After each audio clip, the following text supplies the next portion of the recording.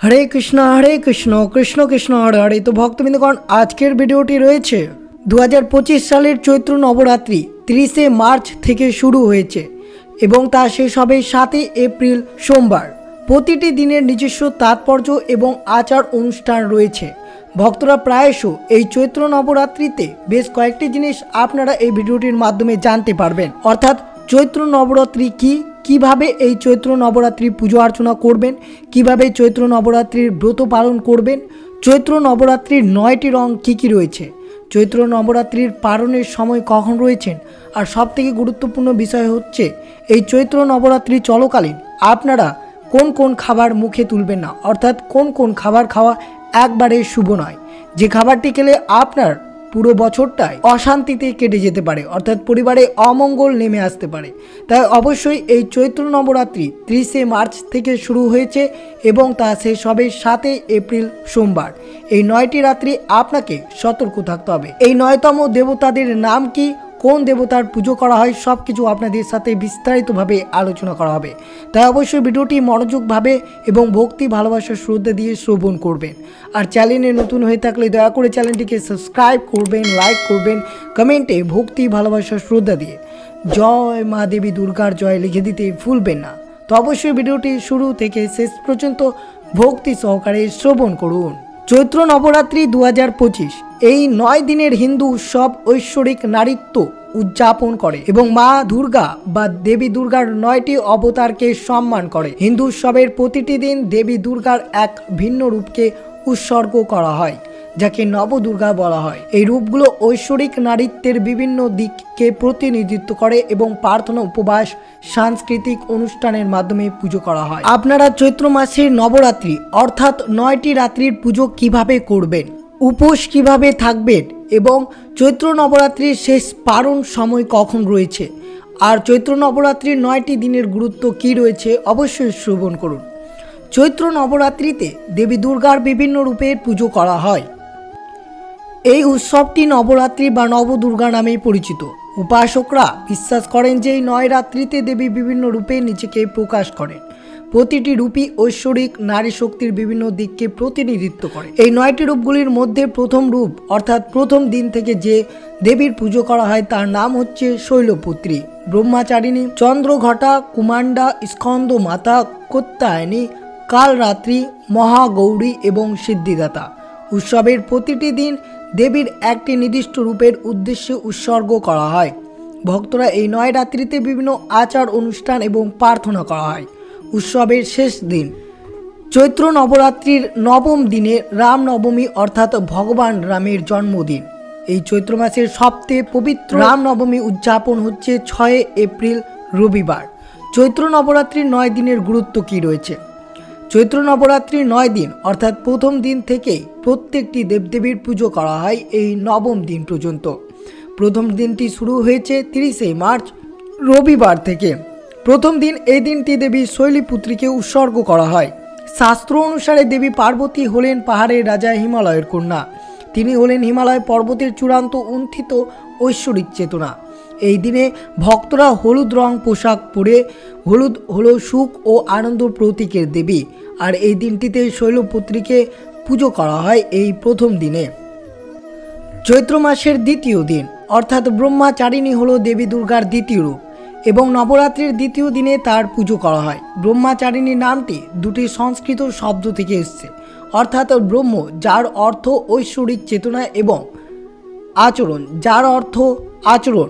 এই শব্দটিকে ঐশ্বরিক চেতনার একজন মহিলা অন্বেষকারী হিসেবে অনুদান করা হয়, অর্থাৎ এই দিনে দেবী দুর্গার দ্বিতীয় রূপ ব্রহ্মচারিণীর পুজো করা হয়। এই দ্বিতীয় দিনটি পালিত হচ্ছে 31শে মার্চ সোমবার। এই দিনে ভক্তরা অবশ্যই সবুজ রঙের জামা বা সবুজ রঙের পোশাক অবশ্যই পরিধান করতে পারেন।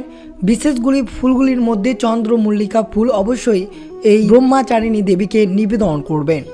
তৃতীয় দিন চৈত্র নবরাত্রির তৃতীয় দিন 1 এপ্রিল মঙ্গলবার পড়েছে। এই দিনটি দেবী চন্দ্রগাতার উদ্দেশ্যে উৎসর্গকৃত রয়েছে। দেবী দুর্গার এই রূপের মাথায় অর্ধচন্দ্র থাকে। দেবী পার্বতীর এই রূপটি ভগবান শিবের সাথে তার বিবাহের সময় চন্দ্র শব্দটি চন্দ্রকে নির্দেশ করে এবং ঘণ্টা শব্দটি একটি ঘণ্টাকে নির্দেশ করে। তাই চৈত্র নবরাত্রির তৃতীয় দিনে চন্দ্রগাথা অর্থাৎ দেবী চন্দ্র ঘণ্টার পুজো অর্চনা করা হয়। ভক্তরা এই দিনে ধূসর রঙের পোশাক পরেন এবং দেবী চন্দ্র ঘণ্টাকে অবশ্যই পদ্ম ফুল অর্পণ করেন। চৈত্র নবরাত্রির চতুর্থ দিন 2 এপ্রিল বুধবার। এই দিনটি দেবী কুমান্ডাকে উৎসর্গ করা হয়। কু শব্দের অর্থ খুবই ছোট। উষ্মা শব্দের অর্থ হচ্ছে অণ্ড অর্থাৎ ডিম্বাণু। মহাজাগতিক ডিম্বাণু থেকে উৎপন্ন সমগ্র মহাবিশ্ব দেবীর শক্তি উৎপন্ন হয়। এই দিনে যদি ভক্তরা ভক্তি ভালোবাসা শ্রদ্ধা দিয়ে এই চতুর্থতম দিন অর্থাৎ নবরাত্রির চতুর্থতম দিনের এই দেবীকে পুজো অর্চনা অবশ্যই করবেন। ভক্তরা অবশ্যই কমলা রং পরিধান করে, যা উজ্জ্বলতার সুখ এবং শক্তির প্রতীক হতে পারে। এই দেবীকে অবশ্যই জুঁই ফুল আপনারা নিবেদন করবেন। চৈত্র নবরাত্রির পঞ্চম দিন অর্থাৎ 3 এপ্রিল বৃহস্পতিবার পড়েছে। এই দিনটি দেবী স্কন্দ মাতাকে উৎসর্গ করা হয়। দেবী পার্বতীর এই রূপটি মাতৃ স্নেহর প্রতীক। দেবীর এই রূপটি প্রচুর জ্ঞান, সমৃদ্ধি, শক্তি, মুক্তি নিয়ে আসে বলে বিশ্বাস করা হয়।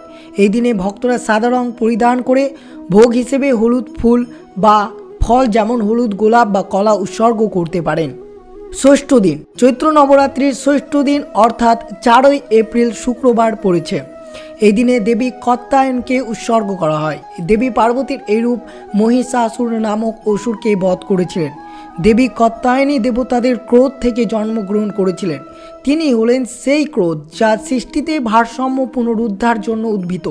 তিনি আমাদের সমস্ত অভ্যন্তরীণ দেনদের অবসান ঘটানোর প্রতীক, যা অশুভ শক্তিকে তাড়ানোর একটি প্রতীক, যা আধ্যাত্মিক বিবর্তনের পথে বাধা। এই দিনে ভক্তরা অবশ্যই লাল পোশাক পরিধান করে দেবী কাত্যায়নকে পুজো করবেন। এটি শত্রুর প্রতি দেবীর ক্রোধের প্রতীক। এর সঙ্গে অবশ্যই যে প্রিয় ফুলটি আপনারা নিবেদন করতে পারবেন সেটি হচ্ছে গাঁদা ফুল। চৈত্র নবরাত্রির সপ্তম দিন এই দিনটি কালী রাত্রিকে উৎসর্গ করা হয়, যেটি পালিত হবে 5 এপ্রিল শনিবার। প্রকৃত মাতার দুটি দিক রয়েছে, একদিক ভয়ঙ্কর এবং একদিক ধ্বংসাত্মক, অন্য দিকটি সুন্দর এবং শান্তিপূর্ণ। দেবিকা কালীরাত্রি হলেন দেবীর বন্যার দিক। কালীরাত্রি অসীম অন্ধকার শক্তির প্রতীক, যা অসংখ্য ব্রহ্মাণ্ডকে ধারণ করে। এই চৈত্র নবরাত্রির সপ্তম দিনে রাত্রি দেবী মাতার একটি অংশ বলে মনে করা হয়। এই রাত্রি আত্মার শান্তি, প্রশান্তি এবং প্রশান্ত নিয়ে আসে। যে ভক্ত এই দিনে দেবী কালীরাত্রিকে পুজো অর্চনা করবেন তারা গাঢ় নীল রঙের পোশাক পরিধান করবেন। ভক্তদের গাঢ় নীল রঙের কালীরাত্রির অপরিসীম অন্ধকার শক্তির প্রতিনিধিত্ব করে। কালীরাত্রির সাথে যুক্ত ফুলটি হচ্ছে কৃষ্ণ কমল। এই ফুলটি অবশ্যই মা দেবী কালীরাত্রিকে নিবেদন করবেন, যেটি অত্যন্ত প্রিয় এই ফুলটি। চৈত্র নবরাত্রির অষ্টম দিন 6 এপ্রিল রবিবার। এই দিনটি দেবী মহাগৌরীকে উৎসর্গ করা হয়। দেবী মহাগৌরীর প্রকৃত সৌন্দর্য এবং প্রশান্তির প্রতীক। দেবী দুর্গার এই রূপটি তখনই তৈরি হয়েছিল যখন ভগবান শিব তার ত্যাগ আনন্দিত হয়ে তার সামনে আবির্ভূত হয়েছিলেন। এ দৃশ্য ভগবান শিবকে দেবী দুর্গার উপর গঙ্গা জল ঢেলে দিতে দেখা যায় এবং তার ত্বক দুধের মতো সাদা হয়ে যায়। তিনি হলেন সেই শক্তি যা আমাদের জীবনকে চালিত করে এবং আমাদের মুক্ত দেয়। ভক্তরা এই শুভ দিনে অর্থাৎ চৈত্র নবরাত্রির অষ্টম দিন 6 এপ্রিল রবিবার ভক্তরা গোলাপি রং পরিধান করবেন। আর অবশ্যই আপনাদের সকল আশা পূরণ করবে মা দেবী, আত্মার উন্নতির প্রতীক আনবে আপনাদের। এই ফুলটি অবশ্যই নিবেদন করতে পারেন মোগরা ফুল। চৈত্র নবরাত্রির নবরাত্রি দিন অর্থাৎ যেটি শেষতম দিন 7 এপ্রিল সোমবার পালিত হচ্ছে। এই দিনটি দেবী সিদ্ধিদাতাকে উৎসর্গ করা হয়। সিদ্ধি হলো পূর্ণতার প্রতীক। এটি আমাদের মধ্যে সর্বোত্তমকে বের করে আনে। এটি আমাদের ঐশ্বরিক জ্ঞান, শক্তি, প্রজ্ঞা প্রদান করে। ভক্তরা অবশ্যই এই নবম দিনে বেগুনি রং পরিধান করতে পারেন, অর্থাৎ বেগুনি রঙের জামা কাপড় অবশ্যই পরিধান করতে পারেন, যা আকাঙ্ক্ষা এবং শক্তির প্রতীক। যে ফুলটি অর্পণ করবেন তা হলো চম্পা, যা ঐশ্বরিক শক্তির প্রতীক হতে পারে। আর এই দিনে পালিত হচ্ছে রামনবমী। যেহেতু হিন্দু পঞ্জিকা ক্যালেন্ডার অনুযায়ী রামনবমী পালিত হবে 6 এপ্রিল রবিবার। চৈত্র নবরাত্রি কিভাবে পালন করবেন, অর্থাৎ এই দিনে আপনারা যে কোনো দিনে কিভাবে পুজো অর্চনা করবেন। প্রথমত ঘট স্থাপন করবেন। উৎসবের শুরুতেই বাড়িতে একটি পবিত্র ঘট স্থাপন করতে হবে চৈত্র নবরাত্রির প্রথম দিনে। পাত্রটি প্রত্যেকটি দিনে জল ভরে দিতে হবে। জবের বীজ বপন করা যাবে, যা জীবনের অঙ্কুরিত গম নির্দেশ করবে। এই আচারটি ঘরে দেবতত্ত্বের উপস্থিত প্রতীক। চৈত্র নবরাত্রিতে অনেক ভক্তরা উপবাস পালন করে। কেউ কেউ নির্দিষ্ট খাবার থেকে থাকেন, আবার কেউ কেউ সম্পূর্ণ উপবাস করেন। এই আচারকে পবিত্রতা এবং ভক্তির এক রূপ হিসেবে দেখা যায়। কিন্তু মনে রাখবেন, এই চৈত্র নবরাত্রি চলাকালীন, অর্থাৎ এই 9টি রাত্রিতে বা 9টি দিনে আপনারা পরিবারে এই খাবারগুলো কখনোই রান্না করবেন না। তো অবশ্যই বিশেষভাবে সতর্ক থাকবেন। প্রতিদিন পুজো এবং আরতি। চৈত্র নবরাত্রির প্রত্যেকটি দিনে, অর্থাৎ 9টি দিনে ভক্তরা সর্বান্তকরণে দেবী দুর্গার উদ্দেশ্যে নিবেদিত প্রাণ প্রতিদিনের পুজো করবেন, আরতি করবেন, নৈবেদ্য পালন করবেন দেবী দুর্গার এই 9টি রূপে। রামনবমী, যা চৈত্র নবরাত্রির শেষ দিনে ভগবান রামের জন্ম হয়েছিল, অর্থাৎ এই দিনে রামনবমী পুজোটি ভারতবর্ষের প্রত্যেকটি জায়গায় অনুষ্ঠিত হবে। এদিনে ভক্তরা দেবতাদের উদ্দেশ্যে বিশেষ প্রার্থনা এবং ভোগ করেন। এই দিনে ভক্তরা উপবাস এবং ব্রত পালন করেন। এই দিন ব্রত পালন করে ভক্তরা রামায়ণ বা ধর্মগ্রন্থ পাঠ করেন এবং শোভাযাত্রা বা অন্যান্য ধর্মীয় অনুষ্ঠানে অংশগ্রহণ নেন। তা অবশ্যই আপনারা এই চৈত্র নবরাত্রি কিভাবে পালন করবেন তা বিস্তারিতভাবে আলোচনা করা হলো। আর অবশ্যই কন্যা পুজো করা হয় চৈত্র নবরাত্রির অষ্টম বা নবম দিনে। দেবী দুর্গার 9টি রূপের প্রত্যেক 9টি যুবতীকে ভোগের জন্য আমন্ত্রণ জানানো হয়। ভক্তরা শ্রদ্ধা এবং ভক্তির নির্দেশনা হিসেবে তাদের খাবার, পোশাক, উপহার প্রদান করে থাকে। যদি এই নিয়ে কোনো মতামত থাকে তাহলে অবশ্যই আপনারা কমেন্ট বক্সে আপনার প্রশ্নটি জানাবেন। এর পরবর্তী ভিডিও সেই টপিকে আলোচনা হবে। আর অবশ্যই জানবেন এই চৈত্র নবরাত্রিতে কোন কোন খাবার খাওয়া মোটেও শুভ নয়। অর্থাৎ চৈত্র নবরাত্রির যে 9টি রাত রয়েছে, সেই রাতে ভুল করেও বা সেই দিনে ভুল করেও মুখে তুলবেন না এই কয়েকটি খাবার। তো অবশ্যই শ্রবণ করবেন। এই 9 দিন ধরে ভক্তরা ধর্মীয় অনুষ্ঠান উদযাপন করেন, উপবাস রাখেন এবং দেবীর কাছে প্রার্থনা করেন। তবে উপবাস রাখার সবার জন্য সহজ নয়। দিনের বেলায় এর জন্য প্রচুর নিষ্ঠা এবং ধৈর্যের প্রয়োজন রয়েছে। উপবাসের সময় নির্দিষ্ট খাবার গ্রহণের পাশাপাশি ভক্তরা অবশ্যই বিভিন্ন ধরনের আমিষ জাতীয় খাবার গ্রহণ করেন। কিন্তু মনে রাখবেন, এই খাবার থেকে বিরত থাকতে হবে। যেমন যে কোনো ধরনের মাংস এই দিনে খাওয়া চলবে না, নইলে আপনার ব্রত এবং আপনি পরিবারের যে কোনো সংকটে পড়তে পারেন। মনে রাখবেন খাওয়ার যোগ্য কী কী রয়েছে। উপবাস খোলার জন্য খাবার তৈরি করার সময় সাধারণত লবণের পরিবর্তে যে সৈন্দব্য বা শিলা লবণ ব্যবহার করা হয় সেই লবণটি গ্রহণ করবেন। নবরাত্রি উপবাসের সময় ফল খাওয়া যেতে পারে। নবরাত্রি আপনি যেসব মশলা খেতে পারেন তার মধ্যে রয়েছে জিরে গুঁড়ো, সবুজ এলাচ, কালো মরিচ গুঁড়ো, লবঙ্গ, জোয়ান, দারুচিনি এবং কালমরিচ এসব গ্রহণ করতে পারেন। ভক্তরা যেসব সবজি খেতে পারেন তা হচ্ছে পালং শাক, শসা, কুমড়ো, লাউ, আলু, টমেটো, মিষ্টি আলু এবং আরবি। নবরাত্রির সময় কেউ দুধ বা দুগ্ধ জাতীয় দ্রব্য যেমন ঘি, দই, পনির বা যে কোনো ধরনের দই খেতে পারে। অবশ্যই এই দিনে আপনারা নারকেল বা নারকেলের দুধ, চাটনি, তরমুজের বীজ, চীনাবাদামও খেতে পারেন। কিন্তু মনে রাখবেন, এই চৈত্র নবরাত্রি 2025-এ যেসব খাবার আপনাদেরকে এড়িয়ে চলতে হবে, এই খাবারগুলো গ্রহণ করলে ব্রতটি সম্পূর্ণরূপে নষ্ট হয়ে যাবে এবং পরিবারে অমঙ্গলের ছায়া নেমে আসতে পারে। তা অবশ্যই সতর্ক থাকবেন এই কয়েকটি খাবার থেকে। এই চৈত্র নবরাত্রি চলাকালীন অবশ্যই মনে রাখবেন, কোনো ধরনের রসুন, পেঁয়াজ উভয় তামসিক খাবার শরীর এবং মনের জন্য খারাপ বলে বিশ্বাস রয়েছে। এই 9 দিন ধরে অবশ্যই একজনকে সাত্ত্বিক খাবার খেতে হবে, অর্থাৎ নিরামিষ আহার করে থাকতে হবে। নবরাত্রির সময় মাছ, মাংস, মুরগি, ডিমের মতো আমিষ খাবার খাওয়া সম্পূর্ণরূপে নিষিদ্ধ রয়েছে। মানুষরা অবশ্যই যে কোনো ধরনের তেল মশলা খাবার থেকে দূরে থাকবে। যারা উপবাস রাখতে অক্ষম তাদেরও অবশ্যই আমিষ খাবার এড়িয়ে চলা উচিত। উৎসব জুড়ে ধূমপান বা মদ্যপান সম্পূর্ণরূপে নিষিদ্ধ রয়েছে।